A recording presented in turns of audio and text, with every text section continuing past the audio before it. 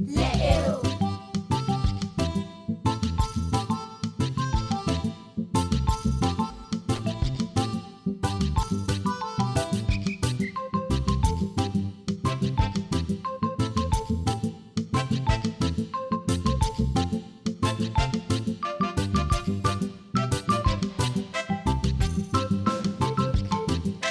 Vive les différences. Les héros.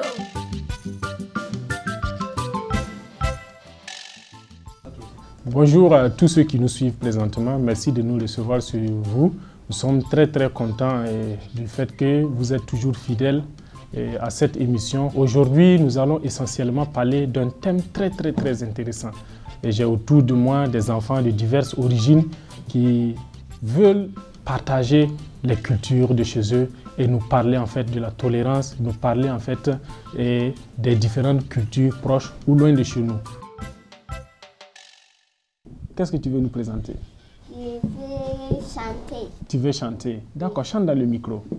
Tourne, tourne, jaune mounet, nage, nage, pêche poisson, vole, vole, vole, joli papillon, papillon, vole, vole, vole, attention, le camion, les petites filles sont très sages, les garçons sont mignons. On applaudit pour Marc, applaudissons pour Marc. Il nous sourit bête, qui courait dans l'air. Je l'attrape par la queue, je la donne à ce monsieur le dit. Trempe-la dans l'eau, tranche-la dans l'huile, ça me faisait un escargot, toute chose. Merci aux enfants qui ont très bien chanté. Et les enfants, ils sont tous mignons, bien décidés à parler ce soir. Je vais leur demander vite de faire une petite présentation. Je m'appelle Agossa Aria, je viens du Bénin. Bonjour. Et fin. Ma soeur Nounofodi, je viens le nommer.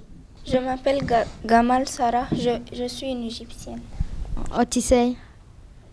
Je m'appelle Eklou Léonce, je suis togolais. Je m'appelle Jean-Claude Giraud, je suis togolais.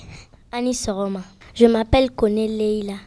Voilà qui est bien dit. Merci à tous les enfants qui sont là et à tous ceux qui nous suivent à la maison. Avant de continuer, nous allons vous demander de rester avec nous pour suivre un chant.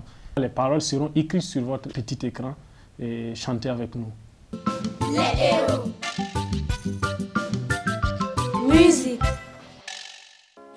Bien-aimés, aimons-nous les uns les autres. L'amour est de Dieu, et celui qui aime est né de Dieu et connaît Dieu. Mais qui n'aime pas, ne connaît pas que Dieu est amour. Dieu est amour. Bien-aimés, aimons-nous les uns les autres. 1 Jean 4, 7 et 8. 1 Jean 4, 7 et 8.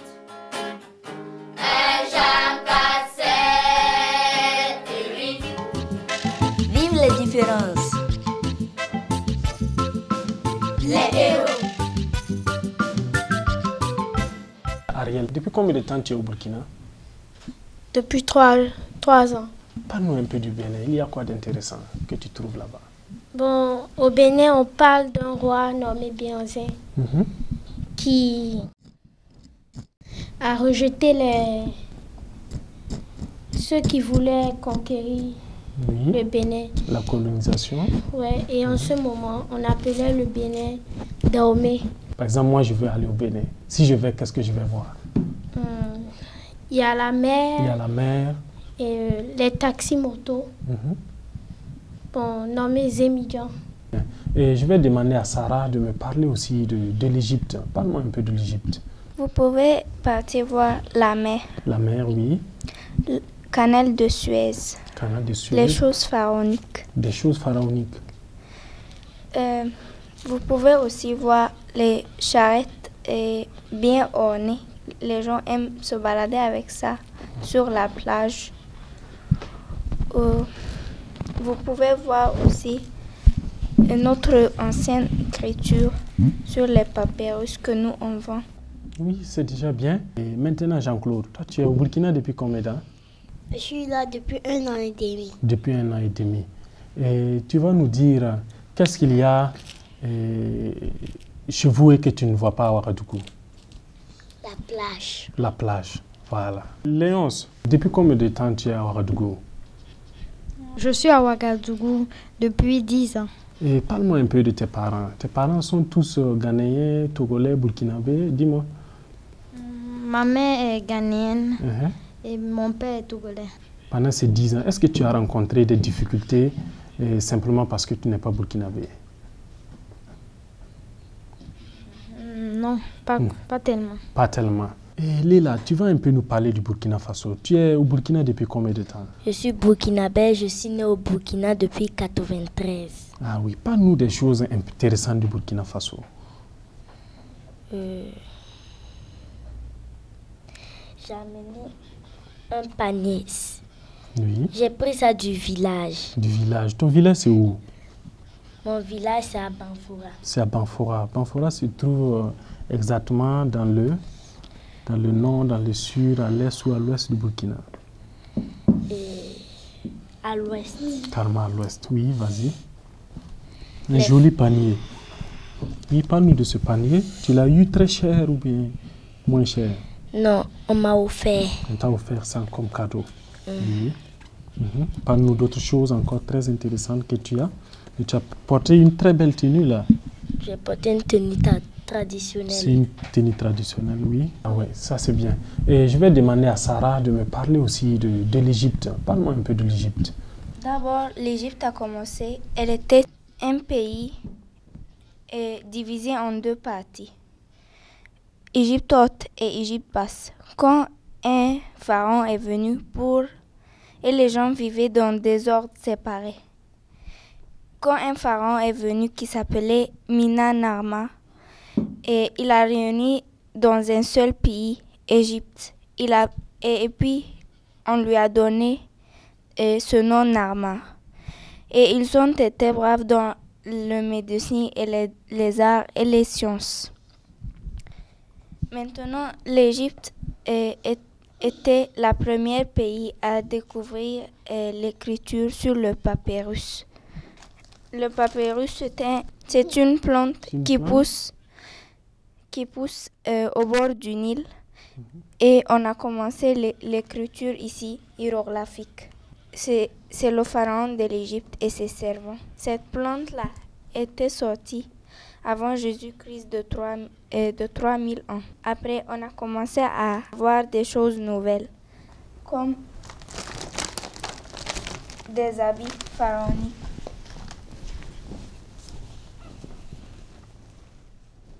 Des habits pharaoniques.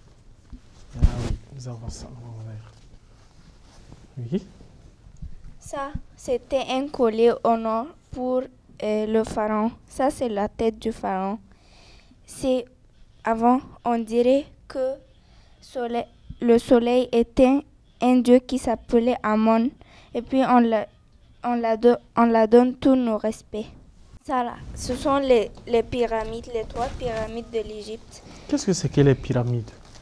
Les pyramides, ce sont les plus grands cercueils dans le monde. Il y a 3 pharaons qui se sont qu'on a mis là-bas. Leur momie. On leur a transformé à des momies et puis on leur a mis là-bas. Ça là, on met. Pourtant, les Égyptiennes anciennes, elles aiment beaucoup les bijoux. On aime trop fabriquer. Elle était toujours ornée avec des belles bijoux. Et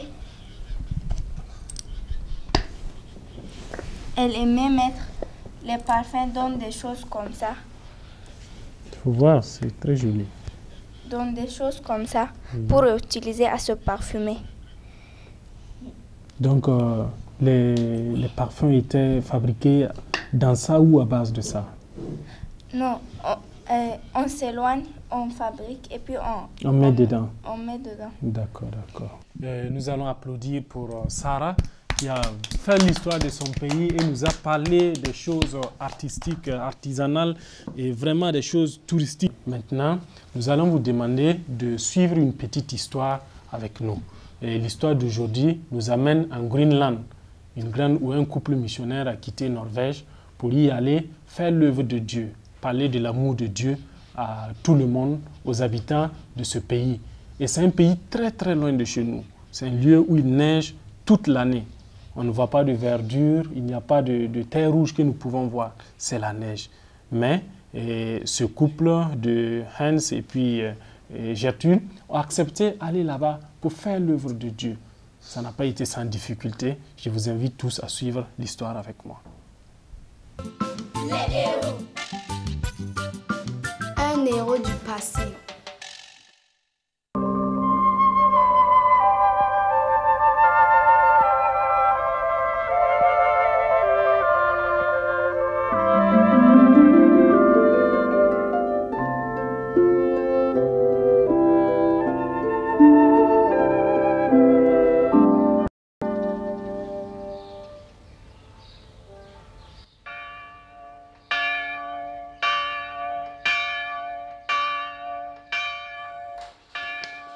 Dimanche matin, en Norvège, à l'an 1700,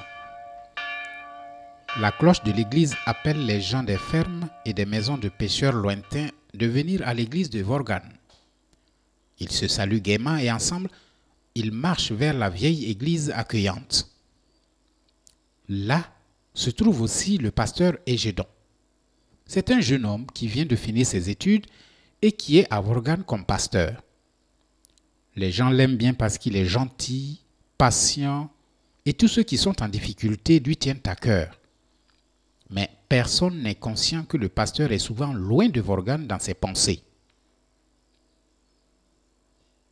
Dans son bureau, parfois, il réfléchit pendant des heures, il rêve et il prie.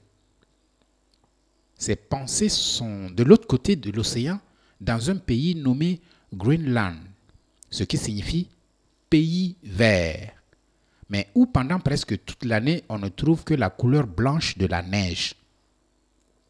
En Norvège, on raconte qu'au temps du roi Olaf, il y a quelques siècles, des habitants de Norvège sont allés vivre au Groenland. Ils habitaient dans des petits villages où ils ont bâti des maisons et des églises. Et des bateaux ont fait l'aller-retour entre Groenland et la Norvège jusqu'à ce que, pour une raison ou une autre, ils aient perdu contact. Mais chaque fois, les pensées de Hans et Egedon se tournaient vers ce pays. Est-ce que les gens de ce pays y habiteraient toujours? Ont-ils pu garder leur foi sans être en contact avec leur pays d'origine? Personne en Norvège ne pouvait répondre à ces questions et la situation mérite un examen. Et s'ils avaient besoin d'un pasteur là-bas? Et pourquoi pas lui-même? Il en avait parlé à sa femme. Tu es devenu fou. Comment vivre dans un pays aussi inhospitalier et y éduquer nos enfants? Mais l'idée d'y aller hante de plus en plus Hans et Egedon. Peut-être que Dieu veut l'envoyer au Groenland pour prêcher à nouveau aux descendants des colons.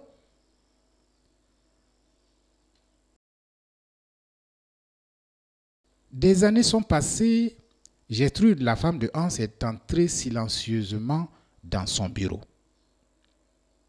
Revenant de ses réflexions, Hans la regarde. Elle est en larmes. Elle pose sa main sur son épaule. « Hans, dit-elle en chuchotant, Dieu m'a montré que j'ai mal fait d'essayer d'ôter Groenland de ta tête. Pardonne-moi. Si Dieu t'appelle, il m'appelle aussi. Je vais y aller avec toi. » Toutes ces années passées, Hans avait gardé profondément dans son cœur ce désir d'aller au Groenland. Il partirait si Gertrude avait le même désir. Et voici le moment tant attendu.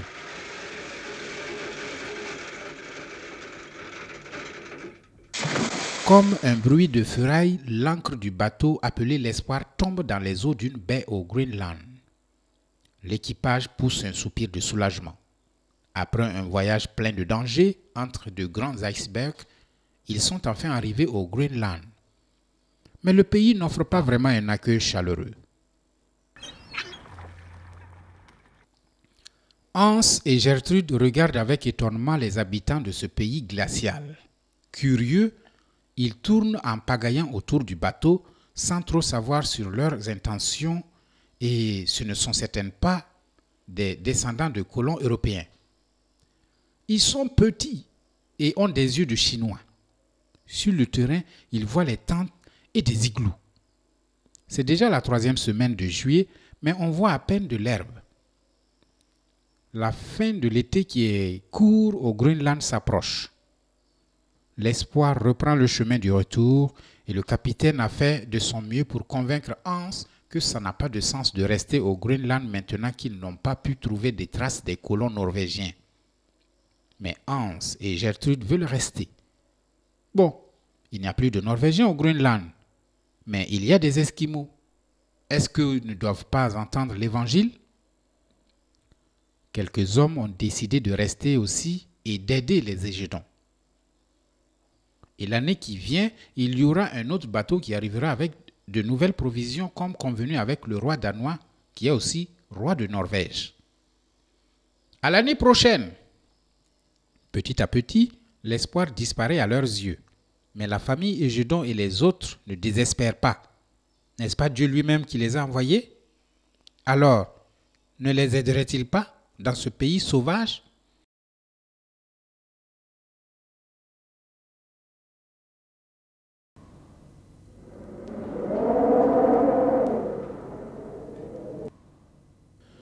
Pendant que sa femme et ses enfants restent dans la maison de bois et de pierre faite de matériaux qu'ils avaient amenés de Norvège, Hans part pendant l'hiver avec son traîneau à chien voir les Esquimaux, partout où ils ont dressé leur camp, bien sûr. Il passe la nuit avec les Esquimaux dans leurs igloos. Assis parmi eux autour du feu d'huile de baleine, ils mangent la viande de phoque crue qu'ils ont eue. Et il essaie de comprendre un peu leur langue. Quand il a commencé à la maîtriser un peu, il essaie de leur parler de l'Évangile. Mais les Esquimaux ne sont pas du tout intéressés. Le temps, la pêche, la migration des phoques et des rennes sont des sujets beaucoup plus importants pour eux. Hans avait amené des images qui présentent Jésus. Il les montre aux Esquimaux. Sur l'une d'elles, on peut voir Jésus guérissant un malade. Et le peintre l'a représenté d'une telle manière qu'il semble que Jésus souffle sur le malade. C'est à ça que les Groenlandais s'intéressent. Est-ce que Jésus le fait toujours? Lui demande-t-il. Oui, répond Hans en hésitant. Ah, alors, il doit nous le montrer. Et un peu plus tard, Hans se trouve auprès d'un homme malade, couché dans un autre igloo. Les Esquimaux s'attendent à ce qu'il souffle sur le malade, mais lui ne fait qu'une simple prière. Qu'est-ce que les Esquimaux vont penser si l'homme ne guérit pas? Mais s'il guérit, est-ce qu'ils ne vont pas le considérer comme un sorcier? Hans ne sait rien d'autre sinon prier que Dieu fasse ce qui est le mieux. En effet, l'homme est guéri peu après, et c'est ce que Hans craignait qui arrive. Les Esquimaux lui amènent un enfant malade et beaucoup d'autres malades, sans s'intéresser à Jésus lui-même. Ils considèrent Hans comme leur ami, mais pour Jésus, le grand ami de tous les hommes, leur cœur reste fermé. Alors, après quelques années, Hans change de stratégie. Si on ne peut pas atteindre les adultes, alors on commence par les enfants. Lui et Gertrude décident de prendre quelques orphelins à la maison pour leur donner des leçons et aussi leur parler de Jésus. Mais quand les enfants grandissent, ils voyagent avec leurs anciens amis et oublient tout ce qu'ils ont appris. Il fait terriblement froid. Le vent fait voler la neige sur la plaine blanche. C'est un miracle qu'un des collaborateurs ait trouvé Hans si loin de la maison. Un bateau vient d'arriver et un homme a fait un voyage difficile pour lui apporter une lettre venant de Norvège. Elle porte le cachet du roi. Hans comprend qu'elle doit contenir un message important. Il ouvre la lettre tout de suite. le roi Frédéric, qui soutenait son travail au Groenland, est mort et le nouveau roi Christian pense qu'on peut dépenser cet argent d'une meilleure manière. Un bateau est arrivé pour venir chercher tout le monde. Aucun bateau norvégien ou danois ne fera plus jamais relâche au Groenland et on s'est découragé. C'est vrai, le contact avec Groenland n'a pas apporté beaucoup pour le commerce et Hans n'a pas eu beaucoup de succès sur le plan spirituel. Mais est-ce qu'il peut laisser tomber les Esquimaux?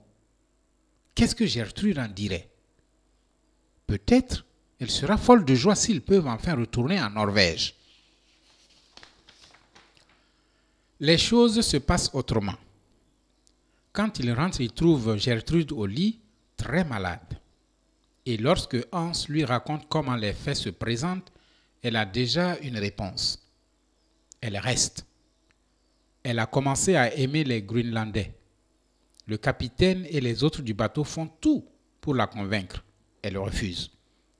Mais ce sera le dernier bateau, madame. Il n'y aura plus d'aliments, plus de bois, plus de médicaments, rien du tout. Ce qui est bon pour les Esquimaux est bon pour nous, répond-elle faiblement, mais fermement. Ils vont rester au Groenland seulement avec quelques Norvégiens courageux, touchés par l'exemple des Égédons.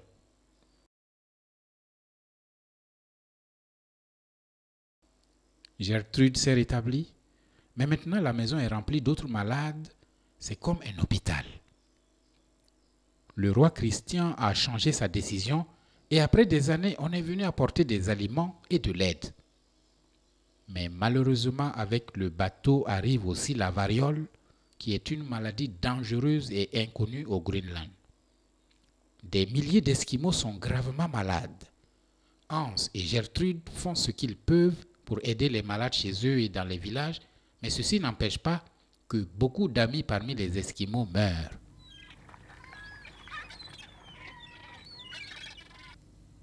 C'est l'été en 1736.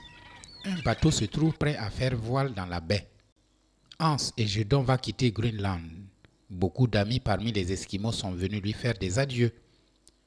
Il n'y a pas de chrétiens parmi eux, Hans le sait. Mais il n'est tout de même pas déçu. Il sait et il croit que l'amour de Jésus va faire entrer la chaleur dans les cœurs froids des habitants de ce pays glacé. Il aura une nouvelle tâche au pays à accomplir. À Copenhague, il va former des jeunes pasteurs pour aller travailler au Groenland. Il va leur apprendre la langue et les habitudes des Esquimaux. Eux, ils vont continuer son travail avec son fils aîné et 3 missionnaires de Hermet en Allemagne, qui étaient aussi venus avec le bateau qui avait amené la variole. Hans a du chagrin à cause de Gertrude qui venait de mourir. À côté de la maison se trouve une simple pierre funéraire à l'endroit où elle a été enterrée. Ainsi, l'apôtre de Groenland retourne après 15 ans en Norvège et au Danemark sans avoir vu aucun résultat de son travail. Mais l'un sème et l'autre récolte. À côté d'un missionnaire qui était resté, un Esquimau a bâti son igloo. Dans son propre igloo, Johan Beck lui lit dans la Bible sur la lutte de Jésus à Gethsémane. Tout d'un coup, Carnayac demande d'une voix émue: « Qui était cet homme? Je veux le connaître. » Pendant tout un hiver, Carnayac et sa famille restent auprès du missionnaire pour en savoir plus sur ce Jésus. À Pâques de l'année suivante, sa famille et lui se font baptiser.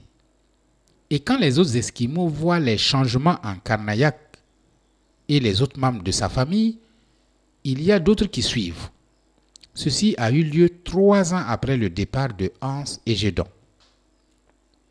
150 ans après, on n'a plus besoin de missionnaires au Groenland parce que presque tous les Esquimaux ont accepté le Seigneur Jésus.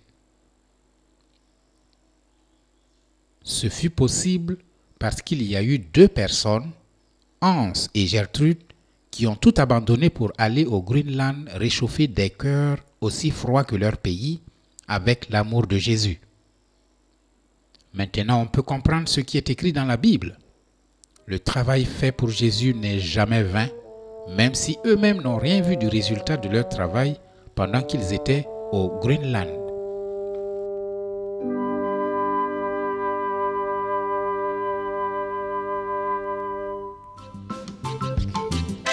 Vive les différences.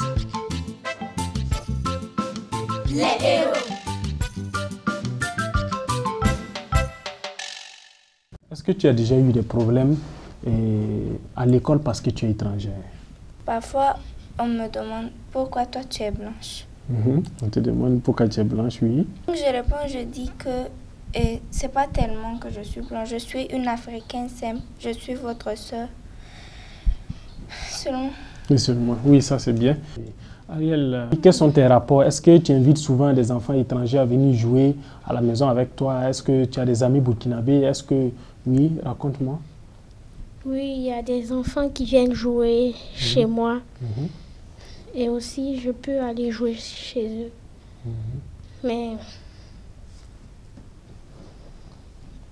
on s'entend bien, quoi. Vous entendez très bien. C'est ça l'essentiel. Qui de nous sait ce que c'est que la Corée?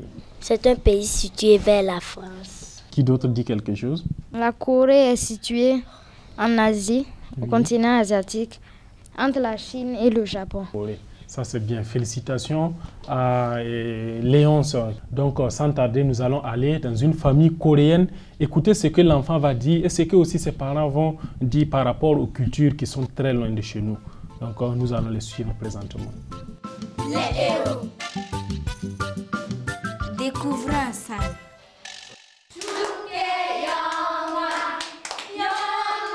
Dimanche matin, toutes les familles coréennes de Ouagadougou se retrouvent pour prier et manger ensemble.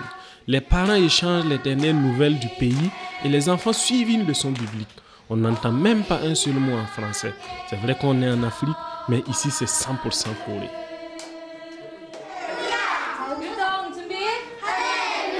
Je suis de la Corée. Cet pays est situé en nord-est du pays asiatique. Le pays a 4 saisons. C'est une péninsule. Le pays est bien développé grâce à la mer et la transportation. Puis les religions, il y en a plein. Il y en a islam. Il y en a protestants, Bouddha, chrétien. Il y a de la mer, de la neige. Et puis tes biens sont différents. C'est froid qu'ici. Il n'y a pas de désert. Donc il n'y a pas un matin. Le pays a des grands bâtiments et c'est bien développé.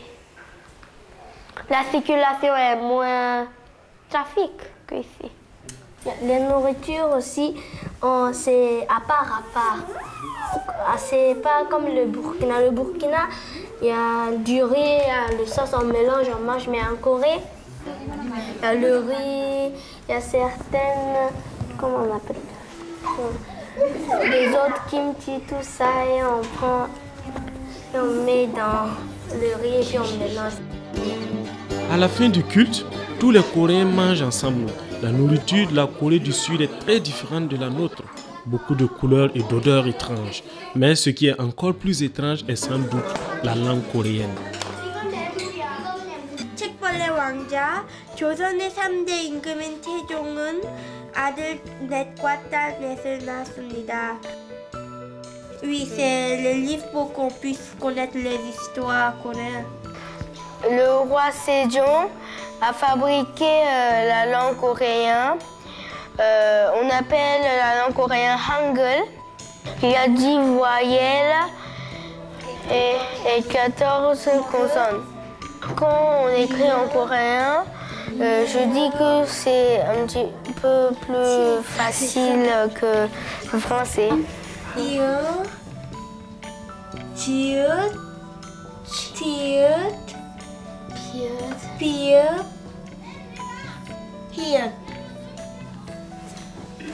Bonjour, en coréen on dit 안녕하세요. Aux adultes, aux enfants on dit bonjour 안녕.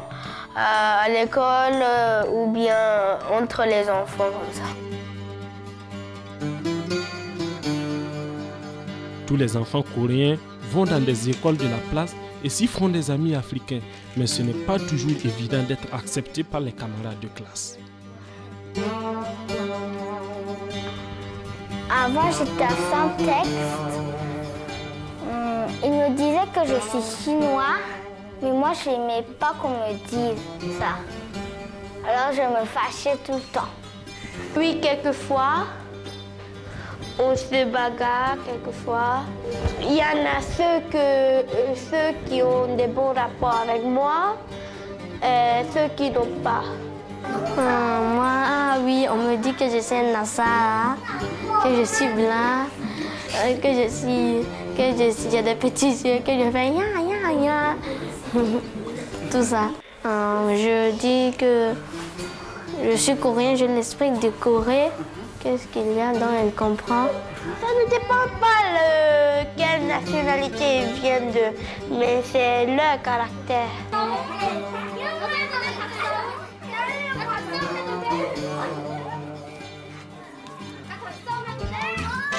Vive les différences. Les héros. Il y a des enfants aussi qui n'aiment pas d'autres enfants parce qu'ils sont étrangers, parce qu'ils n'ont pas la même couleur de peau que nous, ou bien parce que simplement il est d'un autre pays autre que nous. Qu'est-ce que tu as à dire à ce genre de personnes? Je veux leur dire que nous sommes tous des humains. Il faut s'aimer entre nous, que c'est le même sang rouge qui coule dans nos veines. Ariel aussi veut nous dire quelque chose. Qu'il n'y a pas de différence. Même s'il y a différence de couleur, nous sommes toujours les mêmes. Nous venons tous de suivre les conseils très enrichissants que les enfants nous ont donnés, quel qu'en soit le pays d'où on vient, qu'on vienne d'un pays froid, qu'on vienne d'un pays chaud, Dieu nous aime tous. Même toi qui nous suis présentement à la maison, Dieu t'aime aussi. Il veut faire des choses merveilleuses pour toi. Sois tolérant envers les étrangers, aime tous ceux-là qui sont autour de toi. Si tu es dans un pays étranger, adapte-toi à ces conditions, aimons-nous les uns les autres. Tel est en fait le commandement de Dieu. Au revoir, merci à la prochaine fois.